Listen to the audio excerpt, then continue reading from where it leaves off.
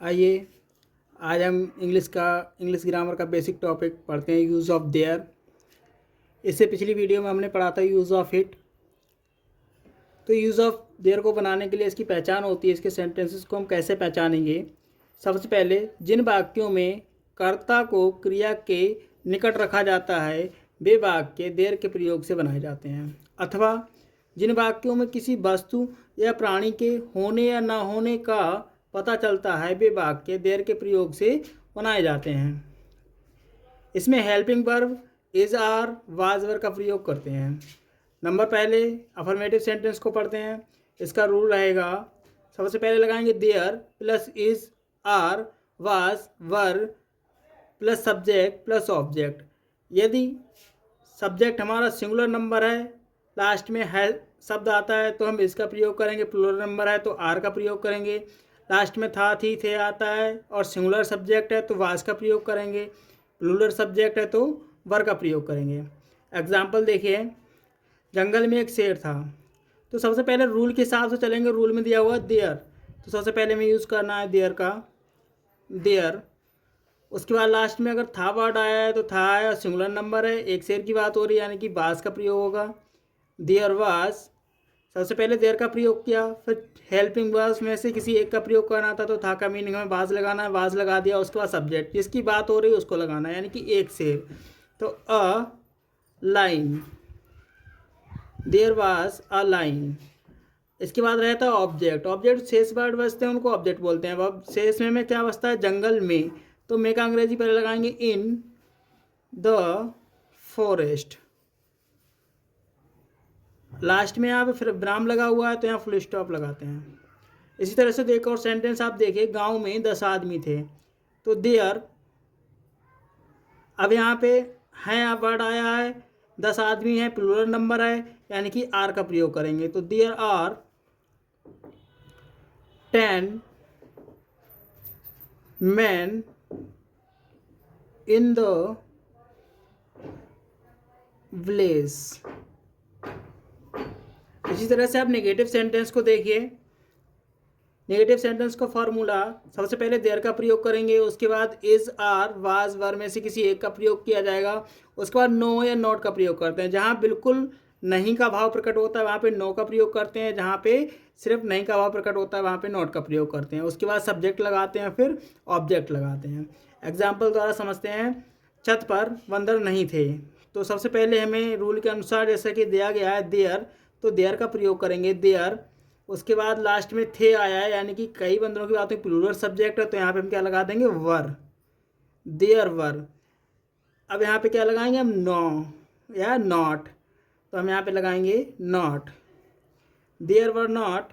उसके बाद बंदर की बात हो रही है, यानी कि मंकीज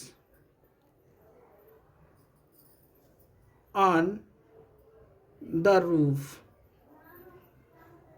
लास्ट में फुल स्टॉप लगाना है। इसी तरह से दूसरा सेंटेंस आप देखेंगे, गांव में 1000 महिलाएं नहीं हैं, तो सबसे पहले हम देयर का प्रयोग करेंगे, ठीक है। उसके बाद लास्ट में है वर्ड आया है, 1000 महिलाएं की बात है, यानी कि आर का प्रयोग हो जाएगा, देयर आर।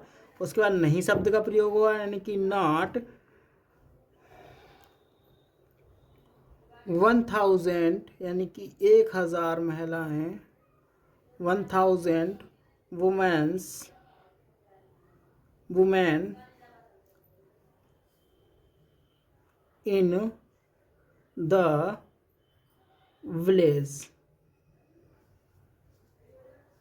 निगेटिव आप समझ चुके हैं। इसी तरह से आप देखिए interrogative sentence. Interrogative sentence, there are 2 types of interrogative sentence. Interrogative sentence 2 प्रकार के होते हैं। पहले वे वाक्य जिनके प्रारंभ में क्या शब्द आता है, वाक्य स्टार्ट होगा, सबसे पहले आपको क्या वर्ड लिखा हुआ मिलेगा। लेकिन जो सेकेंड टाइप होते हैं उनमें क्या होता है, उनके मध्य में प्रश्नवाचक शब्दों को पाया जाता है, जैसे कब, क्यों, कैसे, कहाँ, कितना इत्यादि मिलते हैं। तो सबसे पहले आप फर्स्ट टाइप को देखते हैं। इसका रूल क्या रहेगा, हेल्पिंग वर्ब का प्रयोग पहले करेंगे, यानी कि इज आर वाज वर में से कुछ भी लगाएंगे सबसे पहले। उसके बाद देयर, फिर नो या नॉट, फिर सब्जेक्ट, फिर ऑब्जेक्ट का प्रयोग करते हैं और लास्ट में प्रश्नवाचक चिन्ह भी लगाते हैं। एग्जाम्पल से समझते हैं, क्या गिलास में बिल्कुल पानी नहीं है। तो यहाँ पे क्या वर्ड का कोई हमें मीनिंग नहीं लगाना है, बस रूल के हिसाब से चल रहा है, यानी कि क्या वर्ड आया, यानी कि इंटरोगेटिव फर्स्ट टाइप का है तो हमें इज आर वाज वर्ड में से एक चीज़ लगानी है। तो यहाँ पे है वर्ड आया है और यहाँ पे पानी की बात हुई है, यानी कि सिंगुलर प्लूरल सब्जेक्ट है तो हम सबसे पहले लगा देंगे इज, ठीक है। उसके बाद क्या लगाएंगे, देयर। उसके बाद क्या लगाएंगे, नो या नॉट। तो नहीं शब्द आया तो यहाँ पे लग जाएगा नो, क्योंकि यहाँ पे बिल्कुल नहीं की बात हुई है तो क्या लग जाएगा, नो। उसके बाद सब्जेक्ट, सब्जेक्ट क्या है, पानी, यानी कि वाटर, नो वाटर। अब क्या रह गया, ग्लास में, यानी कि इन द ग्लास। लास्ट में क्वेश्चन मार्क लगा देते हैं। इसी तरह से आप एक वाक्य को और समझिए, क्या विद्यालय में 250 विद्यार्थी हैं, तो यानी कि 250 विद्यार्थियों की बात हुई है, यानी कि सब्जेक्ट प्लूरल है, लास्ट में है आया तो क्या लग जाएगा, आर, यानी कि are there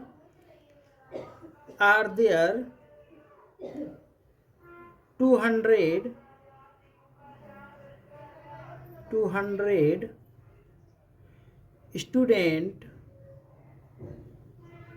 students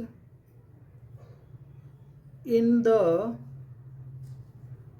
school।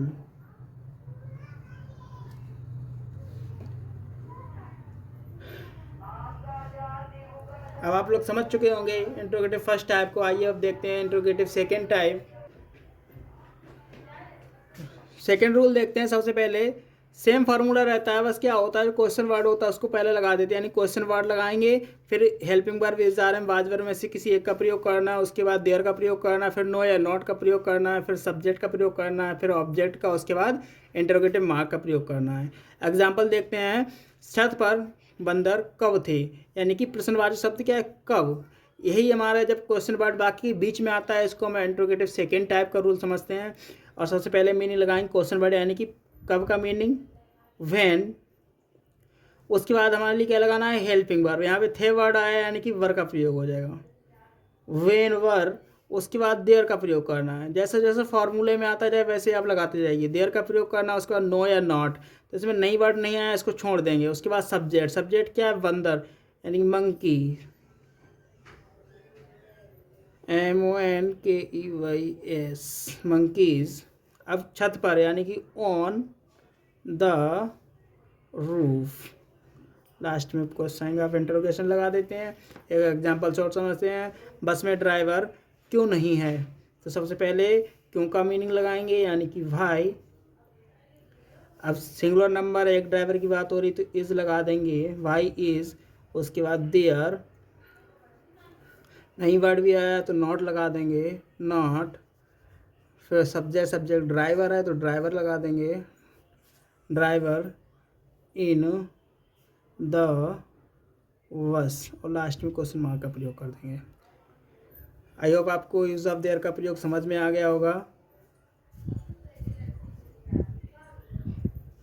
Thank you. इसके आगे दी हुई एक्सरसाइज को आप घर पर प्रैक्टिस कीजिए, बाकी को ट्रांसलेट कीजिए, और कुछ समझ में नहीं आया तो कमेंट में पूछिए।